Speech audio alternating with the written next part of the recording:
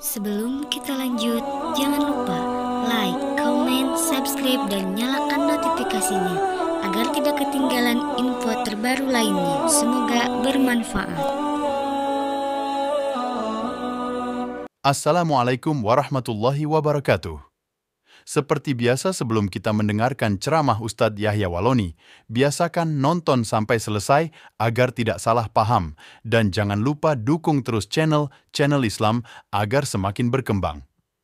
Bagikan link videonya ke sosial media, berikan like yang banyak ya. Terima kasih. Subscribe. Apa yang akan saya bicara?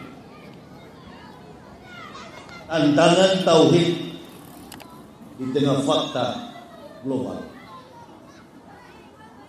Kenapa harus menghadapi tantangan? Inilah fakta globalisme. Dari sejak penciptaan manusia pertama Adam sampai dengan Adam Malik, wakil presiden Indonesia dulu, almarhum, sama. Kita umat Nabi SAW akan menghadapi banyak tantangan. Dan Indonesia ini menjadi besar, bahkan dikenal oleh dunia sebagai negara yang besar, negara yang kaya raya, karena mayoritas penduduknya Islam. Coba kalau penduduknya mayoritas kafir, Indonesia ini nggak kaya.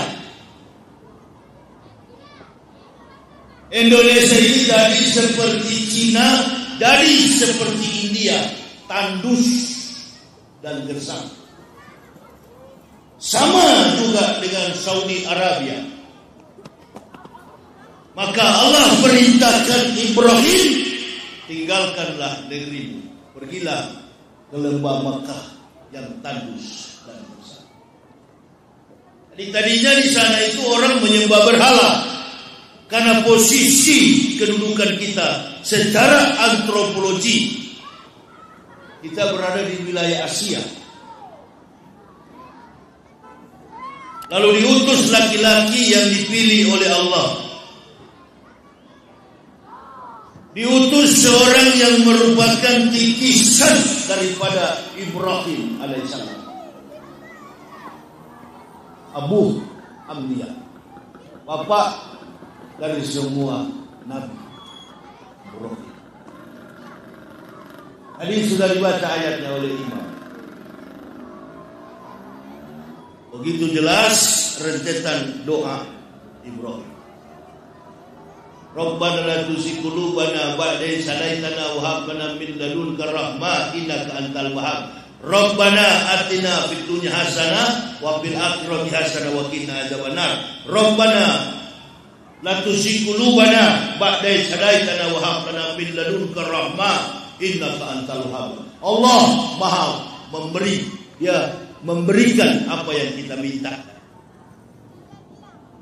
Tauhid ini adalah ujung tombak perjalanan sejarah, komitmen, konsistensi dari semua orang beriman. Dari zaman Nabi Adam sampai Nabi terakhir, Rasulullah SAW menitik beratkan pada ajaran tentang tauhid. Itu ibu bapak. Semua Nabi yang diutus oleh Allah, dasarnya adalah Al-Quran. Makanya Allah katakan, kami yang menurunkan Al-Quran, kami juga yang menjaganya. Inna nahnu nazzalna dzikra wa inna Allaha lahafizun. Ini. Kami yang menurunkan Al-Quran, kami juga yang menjaganya. Apa isi daripada Al-Quran itu? Kita kemarin 2-3 bulan lalu baru menyelesaikan yang namanya bulan suci Ramadan. Alhamdulillah illazi Ramadana syahrus syam bil barakati. Mengapa kita berpuasa? Karena kita menghormati diturunkannya Al-Quran. Siapa yang lebih dulu? Nabi Muhammad yang lebih dulu datang atau Al-Quran? Ini dia. Ini kadang-kala tidak tahu. Jadi menganggap Al-Quran itu hanya kitab yang dibawa oleh Nabi Muhammad sebelum Rasulullah lahir. Bahkan kakek Rasulullah belum datang di dunia, Abdul Muthalib, Al-Quran sudah ada. Siapa yang bilang? Loh, buktinya banyak perkataan-perkataan Nabi sebelum beliau. Makanya Allah katakan dalam Quran surah Al-Hijr itu, kami sudah mengutus para nabi sebelum datangnya Rasulullah Sallallahu Alaihi Wasallam. Siapa di antaranya? Musa, Isa, Ibrahim, dan seluruh nabi yang tidak tercatat. Ada berapa banyak yang tercatat dalam catatan historik, dalam catatan sejarah? Nabi itu ada 124.000. Kalau dicatat semuanya, bukan cuma 124.000. Nabi itu ada jutaan. Insyaallah, wallahu a'lam. Nabi itu jumlahnya banyak, tapi yang tercatat dalam sejarah 124.000. Yang cukup hanya dikenal oleh umat Islam 25. Kita bicara tauhid dari situ dulu. Konsep saya dengan konsep para ustaz lain-lain beda.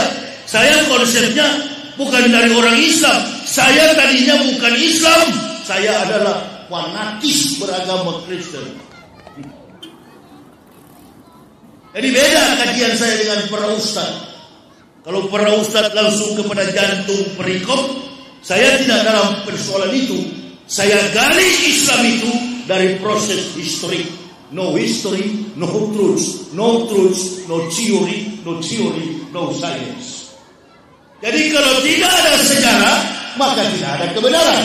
Dan tidak ada kebenaran, pasti tidak ada teori. Dan kalau sudah nggak punya teori, mustahil ada ilmu pengetahuan.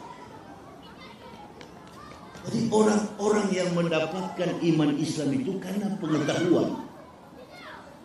Laqad anzalna ayatin mubayyinatin wallahu yahdi may yasha'u ila siratin mustaqim. Kata Allah, kami sudah menurunkan ayat-ayat yang memberi penjelasan dan Allah memberi petunjuk kepada siapa yang dikehendaki ke jalan. Ibu bapak mau tahu kalau ibu bapak mau lahir sebagai orang Melayu? Ibu bapak mau tahu kalau ibu bapak ini lahir sebagai orang Jawa? Ibu bapak tahu ibu bapak lahir sebagai orang Sulawesi seperti saya, orang Manado. Konon Manado itu 99,9%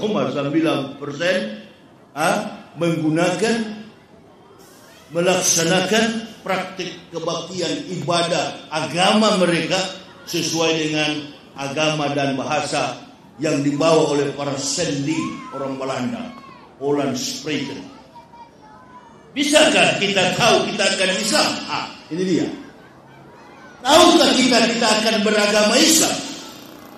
Secara antropologi budaya di Indonesia, kampung saya itu beda dengan orang Batak. Batak Nasution ada yang Kristen, ada yang Islam. Ada Lubis Kristen, ada Lubis Islam. Saya Manado, Waloni. Fam, marga saya Waloni. Sulit orang Manado masuk Islam. Tuh Rocky Gerung sampai sekarang nggak dikasih petunjuk. Sama-sama kita satu kampung dari Manado. Bukan persoalan dia bodoh atau dia pintar. Walau dalam konsepnya orang yang masuk Islam itu mengedepankan ilmu akal. Kemampuan secara apa ini? Lupa saya. Penilaian dalam sebuah filsafat itu eksegesi, etika, logika, estetik. Penilaian itu yang menjadi penting untuk mengukur benarnya sebuah hal. Estetik adalah sifat dan karakter, etika, logika, estetik, indah dan tidaknya sesuatu yang kita lihat secara estetika.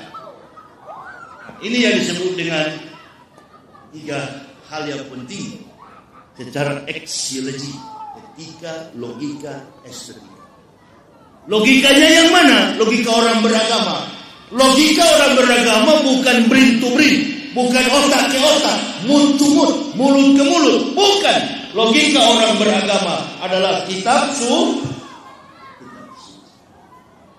Kitab suci inilah yang memungkinkan kita paham betul dari mana nabi-nabi itu datang. Indonesia sekarang ini tambah kacau. Bukan kuatnya orang kafir. Indonesia ini persentase orang kafir itu cuma 1 atau 2% saja. Mayoritas kita adalah Muslim.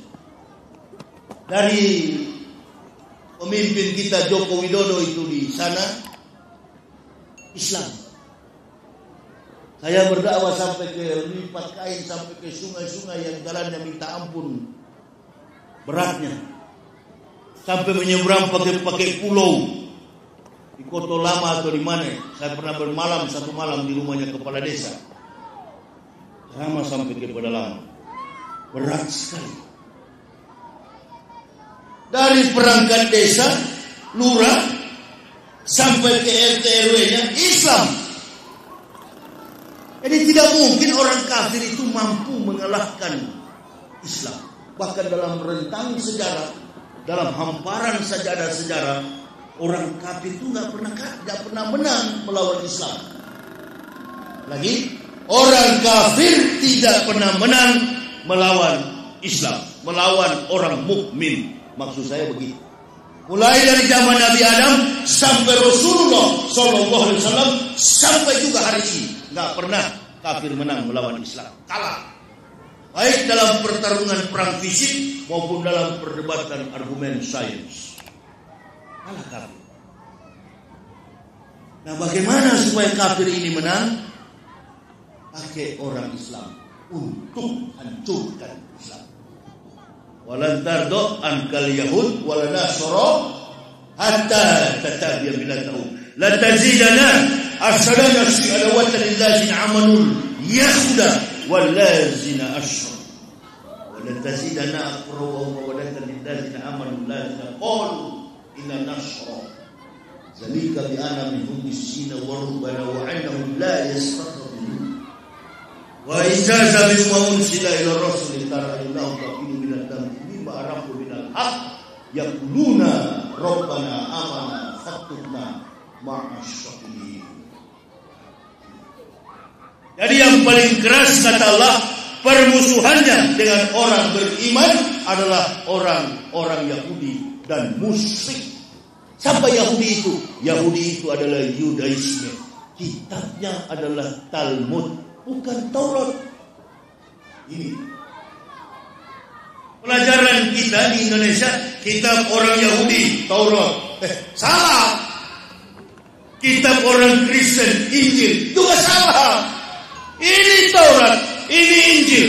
Taurat tidak pernah terbentuk dalam susunan manuskrip. Jadi jangan Anda, ibu bapak, melihat bahwa Taurat itu kitab, mengidentikan kitab dengan kertas begini. Allahu Akbar ya karim. Salah.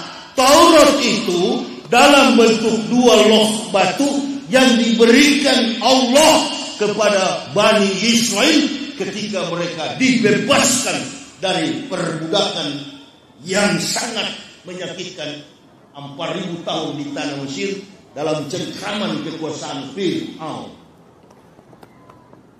Jadi dalam tekanan hidup, Yahudi dibebaskan oleh Allah dari kepemimpinan Musa alaihissalam dengan memberikan peringatan atas perintah Taurat yang berisikan 2 loh batu, 5 and 5 commandments to the Israel.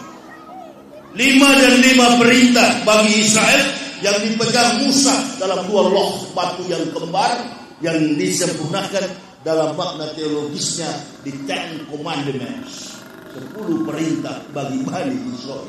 Adakah itu kitab sekarang? Kitab Taurat bisa dibuktikan? Adakah profesor Kristen dan profesor Islam bisa buktikan Taurat itu dalam bentuk manuskrip? Taurat itu cuma 10 perintah bagi Bani Israel. Nah ini nih ada bajingan tua yang sekarang ribut ini. Orang kalau sudah tua, sudah mau mati, lebih baik banyak sholawat. Amin ya robbal. Ini golongan-golongan munafik dalam Islam. Ini yang memperkuat barisan daripada orang kafir. Sementara ustaz-ustaz kita pada tiarap. Takut sama Jokowi, takut sama presiden, takut sama rezim, takut dihukum, takut masuk penjara, dan takut mati.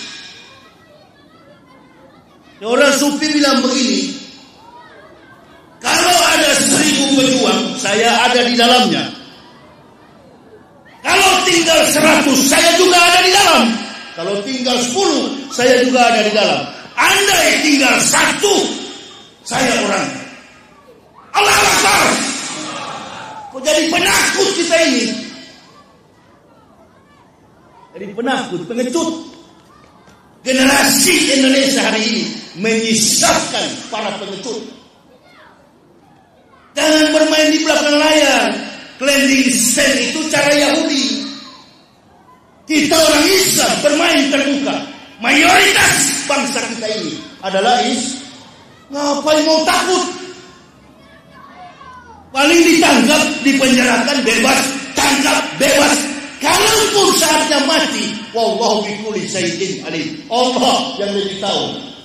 Bukan di tangan kekuasaan. Kita punya hak demokrasi. Negara ini sudah jadi milik orang-orang tertentu.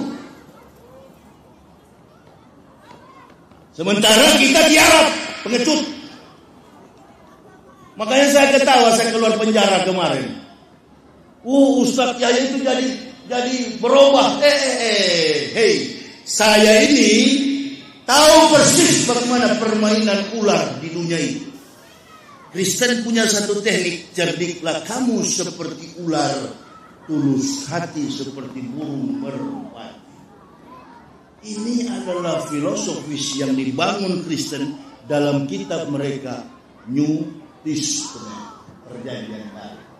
Cerdiklah kamu seperti ular, tulus seperti burung merpati. Saya tahu persis. Saya masuk penjara. Banyak sekali yang fitnah. Ustaz saya jadi lemah. Kawan, saya bekas ular. Buktinya terbukti sekarang antum pada tiarap. Ini lagi perang, antum tiarap. Allah.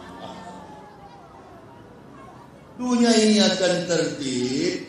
Iwamud dunya bi adil umaru. Adilnya pemerintah. Bagaimana pemerintah mau adil kalau ulama tidak di depan? Bi ilmi ulama'i, ilmu para ulama cuma tiarap, takut. Makanya ini bajingan tua yang suka dipanggil Syekh Panji Gumilang kok nggak ditangkap-tangkap? Kita cuma mengatakan hanya karena dendam politik orang kafir dan munafik, semua kita ustaz masuk penjara. Makanya di dalam penjara saya tolak semua pengacara. Bahkan polisi Mabes Polri memberikan pengacara catur bakti, saya tolak. Egy Sujana sampai datang ke rumah. Saya heran kenapa Ustaz tolak. Antum tahu kan? Sejak saya masuk Islam 2008 saya berdakwah. Saya bilang apa? Seluruh masyarakat Indonesia tahu, bahkan dunia tahu di YouTube. Saya bilang saya masuk Islam, bukan Yahya. Saya Umar bin Khattab. Allah Akbar. Saya Umar, saya bilang. Kapan pernah Umar menyerah? Ya Rasulullah, ya Muhammad, kalau Islam ini benar, jangan ngumpet. Biar Aku paling depan, Rasul belakang. Ini baru namanya orang dapat hidayah. Ini baru namanya tauhid. Prinsip yang kuat dan tahu kalau ditipu. Saya ini orang yang tahu persis bagaimana permainan orang kafir Yahudi Nasoro. Oh, Ustaz Yahya minta maaf. Orang-orang munafik di luar sana mulut besar. Iya, mulut besar. Tidak bisa menjaga rahasia dengan sesama Islam. Coba ibu bapak lihat puasa kemarin. Buka di YouTube. Ini nih tiang-tiang begini. YouTube begini. Coba buka. Dari awal kita puasa, yang mestinya di bulan Ramadan hiasi dengan kesucian ibadah. Karena ini bulan yang penuh maghfirah, bulan yang penuh ampunan. Di dalamnya saling menjelek-jelekkan. Bahkan yang lebih parah, anak cucu Nabi, para habaib, mereka cungkil-cungkil sampai hari ini.